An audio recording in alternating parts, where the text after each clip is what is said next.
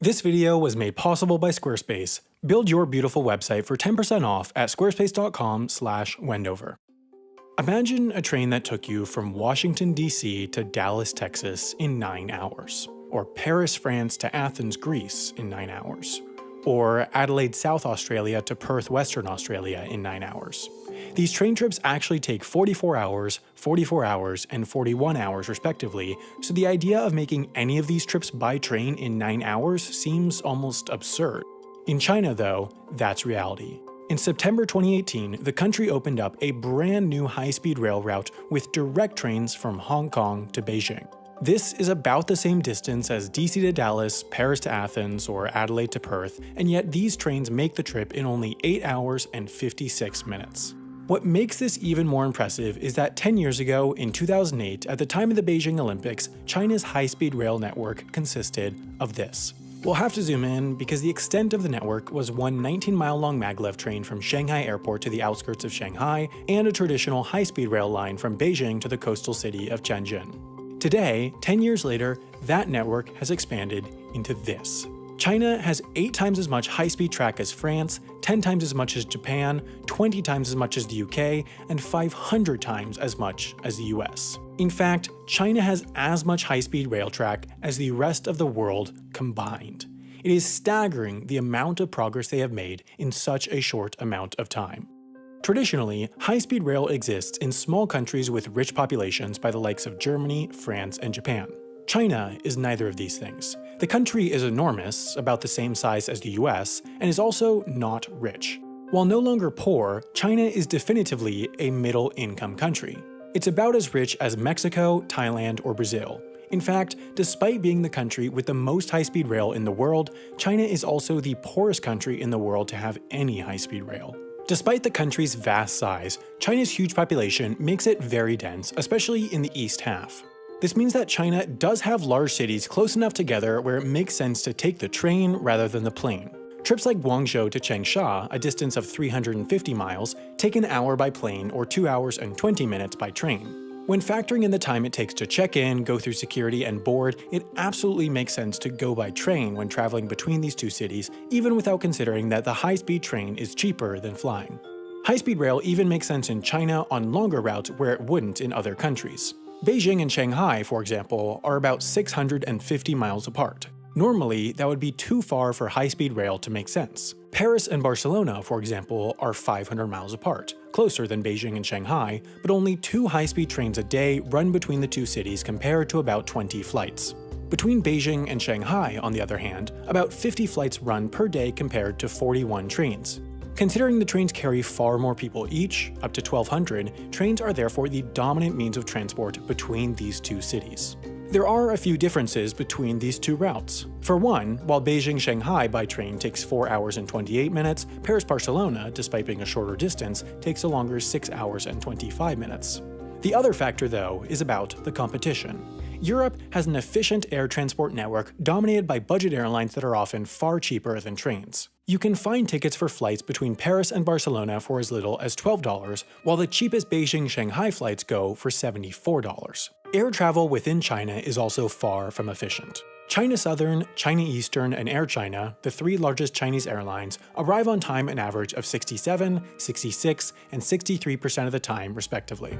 A big reason for this is that there's just not enough room in the skies. A majority of China's airspace is military-controlled, meaning that there are just these narrow flight corridors that account for 30% of airspace where civilian planes can fly.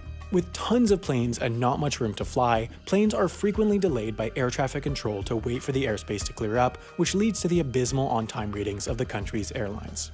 While the Beijing-Shanghai flight takes only 2 hours, the potential of delays, along with all the other factors that make air travel slower, help make the train the popular means of transport on this longer route.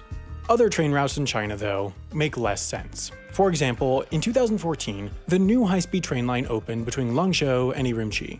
These two cities are relatively small by China standards. They both have a population of 3.5 million, and between them are only small towns. They're also not close. About 1,000 miles separate them.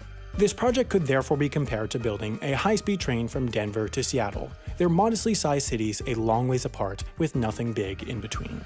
Some people would use it, but it wouldn't make any financial sense. In China, Langzhou and Urumqi are not small cities, but there's really nothing big in between, and at that distance, there's no sense not flying. The Langzhou-Urumqi high-speed train takes 11 hours compared to the 2.5-hour flight, and the construction cost of that line was $20 billion, meaning that if every seat on every train was filled, tickets would still have to cost $400 each way just to make back the construction cost in 30 years. In reality, tickets cost about $80 and trains are far from full, meaning that this rail line is just insanely far from profitable. The ticket revenues from these trains reportedly don't even cover the cost of electricity for the line, let alone construction and other operating costs. So why would the Chinese government sink so much money into something that has no prospects of really ever making money? Well, politics. Urumqi is the capital of the Xinjiang province. While 92% of China's population is Han Chinese, the Xinjiang province is primarily Uyghur, one of the minority ethnic groups of China, and there has been an ongoing, fairly strong separatist movement by the Uyghurs from China that has often turned violent. The central government in Beijing, however, wants the Xinjiang province to be just as integrated as the rest of the country, and has tried a variety of methods to force this, including moving Han Chinese into the region and the imprisonment of Uyghurs in so-called re-education camps. The high-speed train is just the most recent tactic to bring Xinjiang closer to Beijing, and this is no secret. The central government is fully upfront in saying that the line was built to promote, as they call it, ethnic unity. This isn't the first time that they've used this tactic of railroad politics. Tibet, a region even better known than Xinjiang for its independence movement, was the last region in China not to have a railway due to its small population and intense terrain. The central government still wanted to build one, though, to bring it closer to the rest of the country, and so they did. Trains now run directly from Beijing to Lhasa, Tibet in 47 hours on the highest elevation rail line in the world. These trains reach an elevation of 16,640 feet, so high that passengers have to use direct oxygen supply. Even the train to Hong Kong serves the central government's goal of further integrating Hong Kong, which is an autonomous special administrative region, into mainland China. While high-speed trains to Hong Kong certainly do make a lot more sense than trains to the Xinjiang province, many Hong Kongers have not greeted the new service kindly, as they view it as an encroachment on the autonomy guaranteed to them by Hong Kong basic law. The most controversial part has not been the fact that there's a train, but rather that the station in Hong Kong includes an area that is effectively now part of mainland China since people pass through border controls before boarding the train in Hong Kong. Just like any country, what having a high-speed, efficient rail network in China is doing is bringing the country together and making it stronger, even if it's bringing together people that want to stay apart. No matter their motives, it's clear that China is building their high-speed rail network more efficiently than any other country. To compare, this is the plan for California's high-speed rail line from San Francisco to the Los Angeles area. It's currently in very early phases of construction and is expected to open by 2029. Of course, that means that the time it will take for California's high-speed rail network to go from this to this is the same as the time it took China's high-speed rail network to go from this to this, but the main thing to look at is cost. This California network is expected to cost $77 billion and is 520 miles long, meaning that it will cost $148 million per mile to build. China, on the other hand, is building their network at a cost of only $30 million per mile. Of course, labor costs are lower in China and their network crosses more rural areas where land acquisition costs are lower, but what's more meaningful is that they've turned building high-speed rail into almost an assembly line process where they can mass produce even the most expensive elements like viaducts and tunnels. In true Chinese fashion, with scale, they're making high speed cheaper. The big difference between China and a lot of the Western world, particularly countries like the US, Canada, Australia, New Zealand, and the UK, is that high-speed rail is at the top of the government's priorities. Unsurprisingly, given their government structure, in many ways, China has placed social benefit, at least by the definition of the central government, ahead of profitability when developing their high-speed rail network. High-speed rail lines just aren't as profitable as other means of transport, like planes, but they are undoubtedly better for countries, so you have to consider the social benefit when looking at their overall profitability. For the San Francisco to LA high-speed rail route, for example, one study found that the social benefit derived from lower carbon emissions, higher worker productivity, and reduced casualties from fewer people on the road would be equivalent to about $440 million per year. As it turns out, this is almost the exact amount that the state will have to subsidize the line for it to break even. The China Railway Corporation, a state-owned enterprise, is actually slightly profitable, although it does have huge amounts of debts and is helped by government subsidies. The benefit to the Chinese people, though, is huge. The high-speed rail allows those who can't afford to live in the most expensive cities like Beijing, Shanghai, and Guangzhou to easily commute from cheaper suburbs by high-speed rail. Thanks to the high-speed rail, there are now 75 million people who can commute to Shanghai in under an hour. It is growing what are already some of the largest cities, and when it comes to cities, size is strength.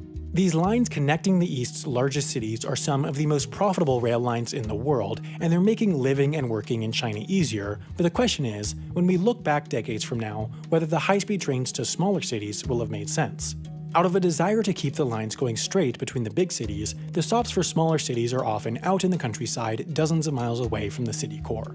The high-speed station for Hongyang, for example, a smaller city of only 1 million, is about a 45-minute drive east of the city center. The hope is that new development will spring up around the stations, but this network structure, even if it saves time on the train, wastes time before and after, which degrades the benefit of high-speed rail. In all, China is really the first country to have experimented with long-distance high-speed rail through less dense areas in its west. In the east, though, these trains are enlarging the country's economic power. It's just one of the many factors speeding up China's catch-up with the world's richest countries. Even though China is building these trains for less and innovating on the construction of high-speed rail, the real reason why China is so good at building railways is because they have the one thing that almost every other country lacks: the political will for high-speed trains.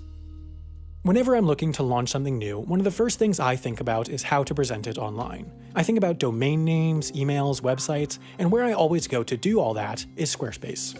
As you probably know by now, Squarespace is the all-in-one solution to building a web presence for whatever you do. Being in the internet age, it's incredibly important to present yourself well online, and Squarespace's beautiful designer templates, customizable website builder, and 24/7 award-winning customer support help you do all that for a reasonable monthly cost. It's a much better solution than learning how to code a website or paying someone thousands to do it. It is also, of course, made easier by the fact that you can get 10% off by going to squarespace.com/Wendover, and you'll be supporting the show by using that link.